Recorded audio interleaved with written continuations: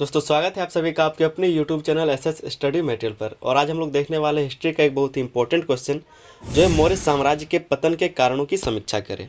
क्या लिखा है कि मौर्य साम्राज्य के पतन के कारणों की समीक्षा करें। मौर्य साम्राज्य जो है वो नंद वंश के बाद अस्तित्व में आया था। और जो नंद वंश है इसको ख़त्म करने में जो है कौटिल्य, जिनको चाणक्य भी कहा जाता है, ठीक है, उनका एक बहुत ही बड़ा योगदान रहा था।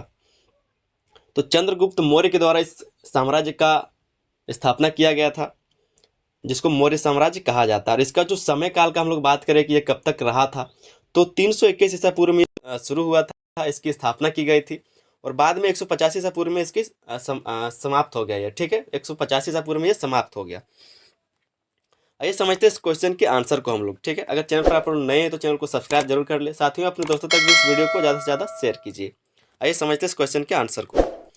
क्या लिखा है कि मौर्य साम्राज्य 321 ईसा पूर्व से 150 ईसा पूर्व, ये क्या है, समय है, ठीक है, कि 321 ईसा पूर्व में इसका स्थापना हुआ था मौर्य साम्राज्य का, और 150 ईसा पूर्व में इसके समापन हो गया इसका, ठीक है, मतलब ये समाप्त हो गया।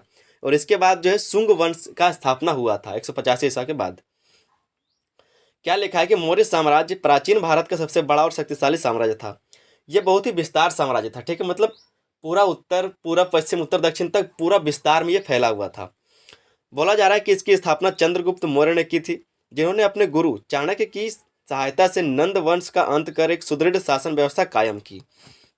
क्या बोला जा रहा है कि जो चंद्रगुप्त मौर्य है, इसके द्वारा मौर्य साम्राज्य की स्थापना किया गया था। किसकी सहायता से? तो जो उनके गुरु थे, जिनको कौटिल्य या फिर चाणक्य कहा जाता है, ठीक है, तो उनकी सहायता से क्या हुआ, तो जो नंद वंश था उसका उस वंश का समाप्त कर दिया गया, उसको समाप्त कर दिया गया। और उसके बाद चंद्रगुप्त मौर्य के द्वारा मौर्य साम्राज्य की स्थापना की गई थी। फिर आगे लिखा है कि उनके पुत्र बिंदुसार और फिर अशोक महान ने साम्राज्य का और भी अधिक विस्तार किया। उनके जो पुत्र हुए बिंदुसार और उसके बाद जो अशोक सम्राट हुए, तो इनके द्वारा क्या हुआ, तो इस साम्राज्य का और भी विस्तार किया गया। फिर आगे लिखा है कि विशेष रूप से अशोक ने अपने शासन काल में धर्म, शांति और सामाजिक सुधारों को बढ़ावा दिया। जब अशोक का शासन काल हुआ, जब अशोक अपने समय में आए थे, अपने शासन में आए थे, तब उनके द्वारा क्या किया गया था, तो धर्म और शांति को, सामाजिक सुधारों को इन्होंने ज़्यादा बढ़ावा दिया था, जिसके बारे में हम लोग पढ़ेंगे जब हम लोग अशोक का धम्म पढ़ेंगे, ठीक है, उस पर हम लोग इस चीज़ को पढ़ेंगे। फिर आगे क्या लिखा है, लेकिन उनके बाद के शासक इस विशाल साम्राज्य को संभालने में असफल रहे। धीरे धीरे साम्राज्य कमजोर पड़ने लगा और अंततः 185 ईसा पूर्व में अंतिम मौर्य सम्राट बृहद्रथ की हत्या उनके ही सेनापति पुष्यमित्र शुंग ने कर दी। कौन किया था? क्या बोला जा रहा है कि जो बृहद्रथ था मौर्य साम्राज्य का जो आखिरी इसको शासक कहा जा सकता है, उनकी हत्या किसने की थी? तो उसी का जो सेनापति था पुष्यमित्र, ठीक है, पुष्यमित्र उसका नाम था, पुष्यमित्र शुंग, उसने उसका हत्या कर दिया। और इसके बाद जो 150 ईसा पूर्व के बाद अब जो हम लोग पढ़ेंगे वो शुंग वंश के बारे में पढ़ेंगे, ठीक है, क्योंकि जब बृहद्रथ की हत्या किसने कर दी, तो उसी के सेनापति पुष्यमित्र शुंग ने किया था, ठीक है, कब? 185 ईस्वी में। और यहाँ से जो है आपका मौर्य साम्राज्य का अंत हो जाता है। उसके बाद यहाँ से शुंग वंश का शुरुआत होता है, ठीक है, 185 ईसा पूर्व के बाद शुंग वंश का शुरुआत होता है। और जो आगे लिखा है कि इस घटना ने मौर्य साम्राज्य का पतन सुनिश्चित कर दिया। इस पतन के पीछे कई प्रशासनिक, आर्थिक, सामाजिक, धार्मिक और सैन्य कारण थी, जिनकी समीक्षा निम्नलिखित रूप से की जा सकती है। और ये जो घटना था, इससे क्या हुआ, तो पता चलेगा कि जो मौर्य साम्राज्य उसका पतन अब सुनिश्चित हो गया, वो खत्म हो जाएगा। इस पतन के पीछे कई प्रशासनिक, आर्थिक, सामाजिक, धार्मिक और सैन्य कारण थी। और ये जो पतन है, इसके पीछे कई सारे कारण हो सकते हैं, जैसे कि प्रशासनिक हो गया, धार्मिक, सामाजिक, आर्थिक, ठीक है, तो इस तरह से बहुत सारे कारण थे, ठीक है, उसके बारे में हम लोग नीचे पढ़ेंगे। तो जो इसकी हत्या की गई थी, ठीक है, जो मौर्य साम्राज्य का जो आखिरी शासक था, जो आखिरी सम्राट था बृहद्रथ, उसकी हत्या क्यों की गई थी? क्योंकि ये जो पुष्यमित्र शुंग है वो ब्राह्मण था, ठीक है, और जो अशोक के द्वारा जो धर्म की नीति फैलाई गई थी, जो धर्म के बारे में प्रचार प्रसार हुआ था, उनसे क्या हुआ था, जो ब्राह्मण समाज था या फिर जो अन्य समाज था, उसको बहुत ही असंतोष हुआ था। और उसके कारण क्या हुआ, तो आखिर में जो चलते चलते क्या हुआ, आखिर में मौर्य साम्राज्य का जो शासक था उसी को मार दिया गया, उसकी हत्या कर दिया गया, और जाके फिर यहाँ से शुंग वंश की स्थापना की गई। तो आगे हम लोग समझते हैं इसी चीज़ को और विस्तार से। सबसे पहला जो पॉइंट है वो कमजोर शासक और प्रशासनिक विफलता। हम लोग क्या देख रहे हैं, मौर्य साम्राज्य का जो पतन है वो किस कारण से हुआ था, कैसे हुआ था, उसके बारे में हम लोग जान रहे हैं। तो सबसे पहला जो कारण है वो कमजोर शासक और प्रशासनिक विफलता। जो कमजोर शासक हुए, जो प्रशासनिक विफलता हुआ, उसके कारण इसका पतन हुआ था।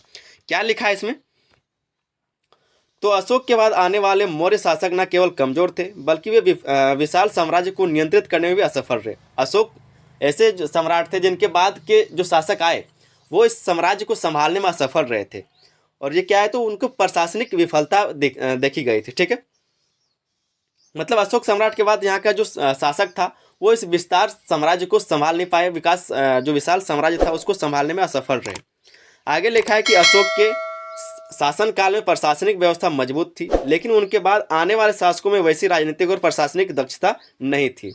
उनका नेतृत्व कमजोर था और वे राज्य की स्थिरता बनाए रखने में असमर्थ थे। उसका जो नेतृत्व था, जो अशोक के बाद के जो शासक थे उनका जो नेतृत्व था शासन को चलाने में वो कमजोर रहा। और उसके बाद क्या हुआ, तो जो राज्य है उसकी स्थिरता बनाने में ये असमर्थ रहे, जिसके कारण क्या हो, तो इसका पतन होने में एक ये कारण बना। आगे ये लिखा है कि यही कारण था कि धीरे धीरे साम्राज्य के अलग अलग हिस्सों में अव्यवस्था फैलने लगी। प्रांतीय शासकों को केंद्र से उचित मार्गदर्शन और समर्थन नहीं मिला, जिससे वे अधिक स्वतंत्र होने लगे। प्रशासनिक तंत्र की यह विफलता पूरे साम्राज्य में अराजकता का कारण बनी, जिससे पतन की प्रक्रिया तेज हो गई। यहाँ पर आप अराजकता देख रहे हैं। अराजकता का मतलब होता है कि कोई देखने वाला नहीं हो, ठीक हो, मतलब हमारे ऊपर कोई ना हो, शासन करने वाला कोई ना हो, ठीक हो, इसको बोलते हैं हम लोग अराजकता। अपने हिसाब से चलने वाला उसको बोलते हैं अराजकता। तो इसके कारण जब कोई देखने वाला नहीं था, अशोक सम्राट के बाद जो भी शासक हुए वो उतने काबिल नहीं रहे, जिसके कारण इस साम्राज्य का पतन हुआ। दूसरा पॉइंट हम लोग देखेंगे, अत्यधिक विशाल साम्राज्य। ये जो साम्राज्य था मौर्य साम्राज्य, वो बहुत ही विशाल था, बहुत ही विस्तार में फैला हुआ था, तो ये भी एक कारण रहा। आगे हम लोग देखते हैं थोड़ा सा, तो क्या लिखा है कि मौर्य साम्राज्य का विस्तार अत्यधिक विशाल था। यह उत्तर में हिमालय से लेकर दक्षिण में दक्कन के कुछ हिस्सों तक और पश्चिम में अफगानिस्तान से लेकर पूर्व में बंगाल तक फैला हुआ था। यह आपका चौहद्दी हो गया। ठीक है, उत्तर में कहाँ, तो हिमालय से लेकर के दक्षिण में कहाँ, दक्कन तक, दक्कन के कुछ हिस्सों तक, पश्चिम में अफगानिस्तान से लेकर पूर्व में बंगाल तक। बंगाल आपका हो गया एक बंगाल प्रांत। ठीक है, उसके बाद हम लोग देखेंगे, जब अशोक के बारे में हम लोग पढ़ेंगे, तो अशोक ने जब कलिंग पर आक्रमण किया था, जो जिसको हम लोग उड़ीसा बोलते हैं, ठीक है, तो कलिंग पर जब आक्रमण किया था तो वो भी उसके अधीन हो गया था। हम लोग बाद में उसको पढ़ेंगे। क्या लिखा है कि मौर्य साम्राज्य का विस्तार अत्यधिक विशाल था। यह उत्तर में हिमालय से लेकर दक्षिण में दक्कन के कुछ हिस्सों तक और पश्चिम में अफगानिस्तान से लेकर पूर्व में बंगाल तक फैला हुआ था।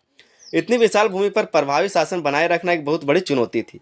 चंद्रगुप्त और बिंदुसार ने इसे कुशल प्रशासन के जरिए संभाला, लेकिन अशोक के बाद शासकों की अक्षमता के कारण विभिन्न क्षेत्रों में असंतोष और अलगाव की भावना बढ़ने लगी।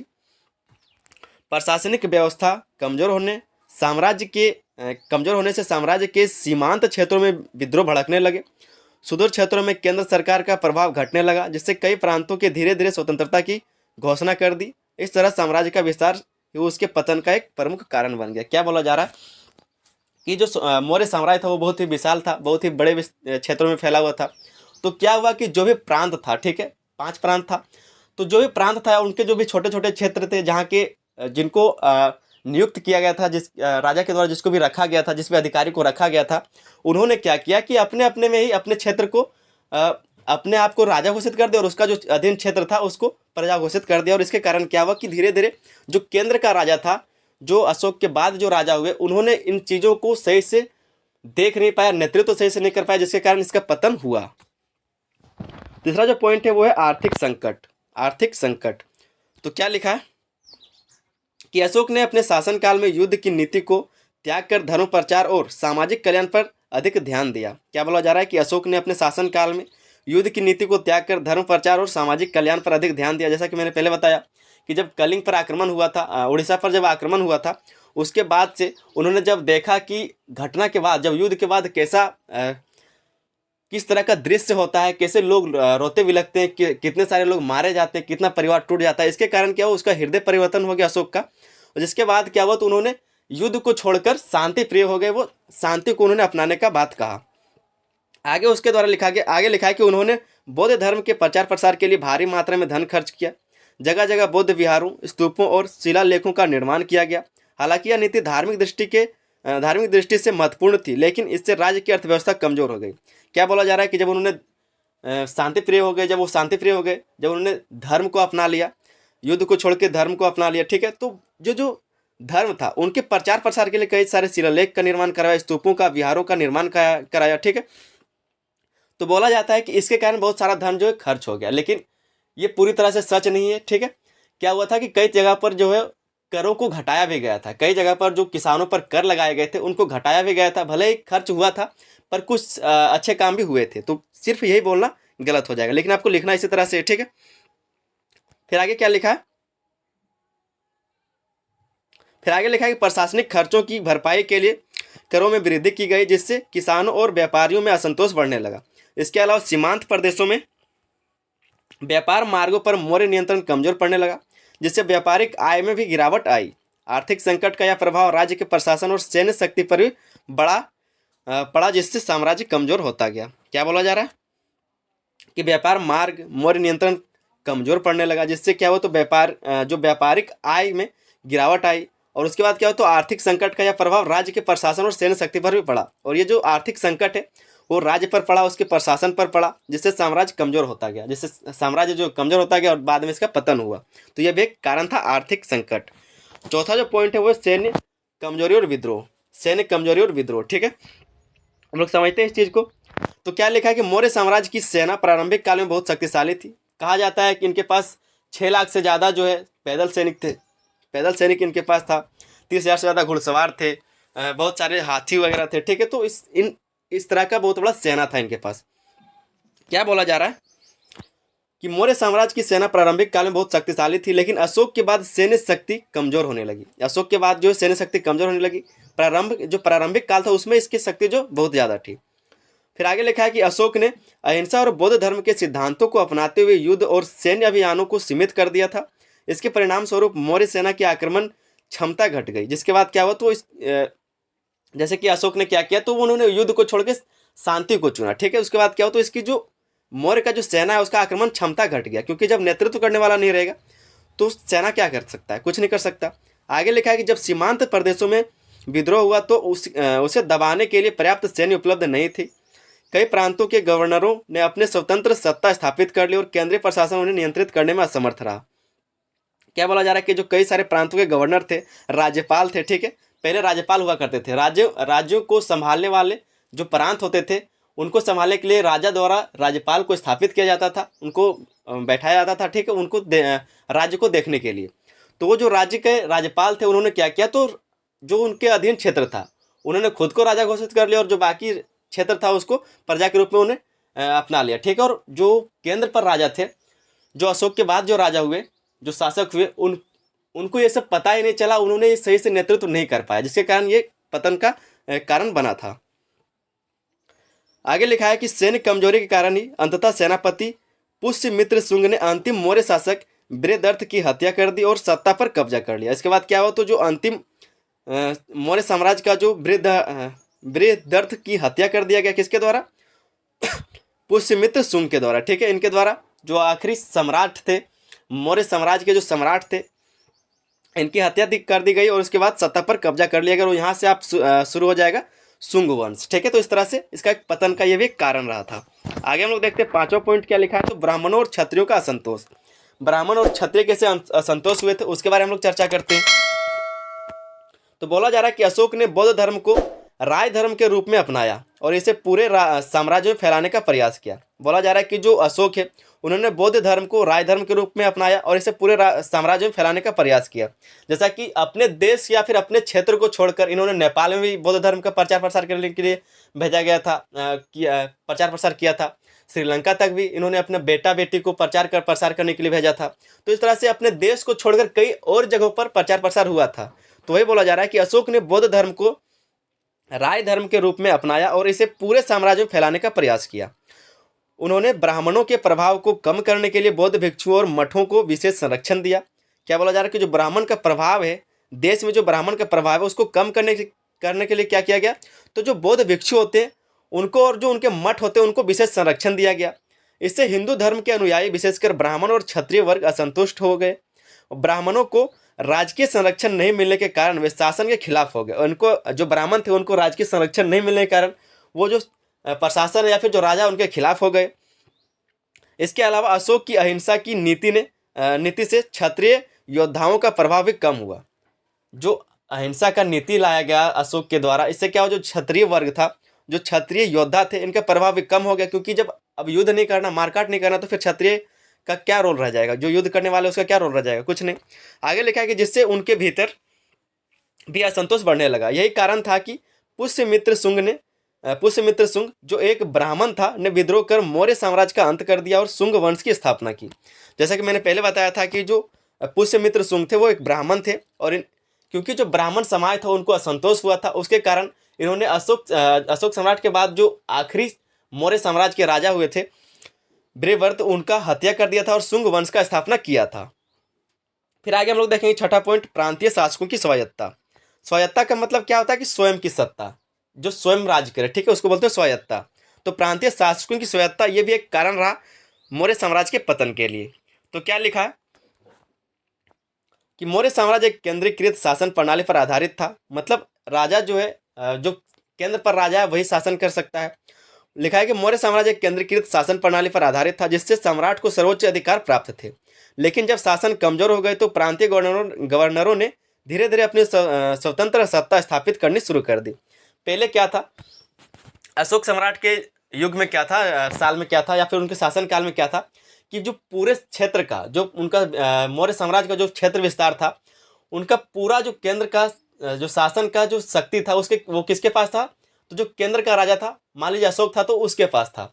लेकिन जब अशोक सम्राट नहीं रहे, उसके बाद के जो राजा रहे, जो शासक रहे, उसके कार्यकाल में क्या हुआ, तो जो केंद्र के राजा उतने काबिल नहीं थे, जिसके कारण उनके जो प्रांत के गवर्नर्स थे, जो राज्यपाल थे, उनके द्वारा ही अपने अपने प्रांतों पर क्या किया गया, तो कब्जा कर लिया गया, या फिर आप कह सकते हैं कि उन्होंने स्वतंत्र जो सत्ता वो स्थापित कर दिया कि अब यहाँ के राजा हम हैं, इस तरह से उन्होंने कर दिया, ठीक है। फिर आगे लिखा है कि उत्तर पश्चिम में गिरोकों ने स्वतंत्र शासन स्थापित कर लिया, जबकि दक्षिण में सातवाहन जैसे स्थानीय शासकों ने मौर्य सत्ता से अलग होकर अपनी सत्ता कायम कर ली। हम लोग सातवाहनों के बारे में पढ़ेंगे, पिछले मैंने वीडियो जो है सातवाहनों के बारे में बनाया है, ठीक है। तो इस प्रकार प्रांतीय स्वायत्ता के बढ़ने से केंद्रीय सत्ता कमजोर पड़ती गई और मौर्य साम्राज्य धीरे धीरे बिखरने लगा। तो ये भी एक कारण बना था इसके पतन के लिए। सातवां जो पॉइंट है, सातवां पॉइंट लिखा है कि मौर्य साम्राज्य के उत्तर पश्चिमी सीमांत क्षेत्र सदैव विदेशी आक्रमणकारियों से निशाने पर रहे। ये जो मौर्य साम्राज्य है उसके जो उत्तर पश्चिम सीमांत थे, जो उत्तर पश्चिमी सीमा थे, वहाँ का जो क्षेत्र था वो सदैव विदेशी आक्रमणकारियों के निशाने पर रहा। मतलब जो विदेशी आक्रमणकारी वहाँ पर हमेशा होता रहा था। कहाँ पर, तो उत्तर पश्चिम। आगे लिखा है कि अशोक की अहिंसा की नीति के कारण इन सीमांत क्षेत्रों की सुरक्षा कमजोर पड़ गई। अशोक की अहिंसा जो नीति लाई गई थी, जो उन्होंने अहिंसा को अपना लिया था, उसके कारण क्या हो, तो इन सीमांत क्षेत्रों में क्या हो, सुरक्षा कमजोर पड़ गया, क्योंकि अब युद्ध नहीं करना है। फिर वही लिखा है कि आगे मौर्य शासन के अंतिम वर्षों में ग्रीक, शक और पार्थियनों ने इन क्षेत्रों पर आक्रमण करना शुरू कर दिया। उत्तर पश्चिमी क्षेत्रों में ग्रीक शासकों ने अपनी सत्ता स्थापित कर ली, जिससे मौर्य साम्राज्य की सीमाएं सिकुड़ने लगी। विदेशी आक्रमणों ने साम्राज्य को और कमजोर कर दिया और अंततः इसके पतन को तेज कर दिया। जिससे क्या हुआ, इसके पतन को और तेज कर दिया गया। तो यह भी एक कारण रहा विदेशी के आक्रमण। आठवां पॉइंट है आपका आंतरिक षड्यंत्र और सत्ता संघर्ष। आंतरिक जो षड्यंत्र हुए या फिर जो सत्ता संघर्ष हो, वो भी एक कारण रहा इसके पतन के लिए। तो क्या लिखा है कि मौर्य साम्राज्य के अंतिम वर्षों में आंतरिक षड्यंत्र और सत्ता संघर्ष बहुत अधिक बढ़ गया था। साम्राज्य के अंदरूनी हिस्सों में भी विद्रोह होने लगे थे। साम्राज्य के शासक कमजोर थे और उनके मंत्री तथा सेनापति अधिक शक्तिशाली हो गए थे। जो साम्राज्य का शासक था वो काबिल उतना नहीं रहा, जिसके कारण क्या हुआ कि उसके जो सेनापति या फिर जो मंत्री थे वो ज़्यादा शक्तिशाली हो गए थे। ऐसी स्थिति का लाभ उठाकर सेनापति पुष्यमित्र शुंग ने अपने ही सम्राट बृहदर्थ की हत्या कर दी और मौर्य शासन का अंत कर दिया। उसी के जो सेनापति थे उसने क्या किया, पुष्यमित्र शुंग ने अपने ही सम्राट बृहदर्थ की हत्या कर दी और मौर्य शासन का अंत किया और शुंग साम्राज्य का शुरुआत किया, स्थापना किया। आगे हम लोग देखते हैं इसके निष्कर्ष को, उसके बाद ये क्वेश्चन का आपका आंसर समाप्त हो जाएगा। इसी तरह से आप अगर लिखेंगे तो आपका एग्जाम में कहीं मार्क्स कटने का कोई चांस नहीं रहेगा। ठीक है, एक बार आप निष्कर्ष को देख लीजिए। निष्कर्ष में क्या लिखना है कि मौर्य साम्राज्य के पतन के पीछे कई कारण थे, जिनमें प्रशासनिक कमजोरी, आर्थिक संकट, सैन्य दुर्बलता, सामाजिक असंतोष और बाहरी आक्रमण मुख्य थे। इन सब चीज़ों को आपको लिखना है। ठीक है, यहाँ पर जो भी लिखा हुआ देख रहे हैं आप, ये सब चीज़ों को लिखना है। आगे लिखा है कि अशोक के बाद कमजोर शासकों के कारण केंद्रीकृत शासन व्यवस्था चरमरा गई। क्या हुआ कि अशोक के बाद जो हुआ कमजोर शासक आए, जिसके कारण क्या, तो केंद्रीकृत जो शासन था उसकी जो व्यवस्था थी वो चरमरा गई, मतलब गिर गया, खराब हो गया। आगे लिखा है कि विशाल साम्राज्य को कुशलतापूर्वक संचालित करने में असमर्थता ब्राह्मणों और क्षत्रियों का असंतोष, प्रांतीय शासकों की स्वायत्ता और विदेशी आक्रमणों ने मौर्य साम्राज्य को धीरे धीरे समाप्त कर दिया। अंततः 185 ईसा पूर्व में बृहदर्थ की हत्या के बाद मौर्य वंश का अंत हुआ और भारत में शुंग वंश का आरंभ हुआ। तो उसके बाद क्या हुआ, 185 के बाद शुंग वंश का स्थापना हुआ था। उम्मीद करते हैं दोस्तों कि बहुत अच्छे से आपको समझ में आ गया होगा। वीडियो को ज़्यादा से ज़्यादा शेयर कीजिए और चैनल को सब्सक्राइब जरूर कर लीजिए ताकि आप सारे सेमेस्टर की तैयारी बेहतर तरीके से कर सकें, आप अपने मार्क्स को बढ़ा सकें। चलिए मिलते हैं अगले वीडियो में, तब तक के लिए धन्यवाद। जय हिंद।